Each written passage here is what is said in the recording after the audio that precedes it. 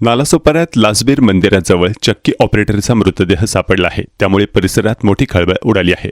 नालासोपारा येथील लासबीर मंदिर परिसरात एक धक्कादायक घटना उघडकीस आली. उमेश यादव असे या मृत व्यक्तीचे नाव असून तो चक्की ऑपरेटर म्हणून काम करत होता. मिळालेल्या माहितीनुसार उमेश यादव यांचा मृतदेह संशयास्पद अवस्थेत आढळून आला. त्यांच्या गळ्यावर खुणा आढळल्यामुळे हा प्रकार घातपाताचा असण्याची शक्यता वर्तवली जात आहे. घटनेची माहिती मिळताच स्थानिक नागरिकांनी मोठी गर्दी केली, तर पोलिसांनी तत्काळ घटनास्थळी धाव घेत पंचनामा करून तपास सुरू केला आहे. ही घटना नेमकी कशामुळे घडली याचा तपास सुरू असून जुन्या बैरातून किंवा इतर कोणत्या कारणातून हा प्रकार घडला का याचा शोध पोलीस घेत आहेत. दरम्यान या घटनेमुळे परिसरात भीतीचे वातावरण निर्माण झाले असून पोलिसांनी नागरिकांना अफवांवर विश्वास न ठेवण्याचं आवाहन केलं आहे.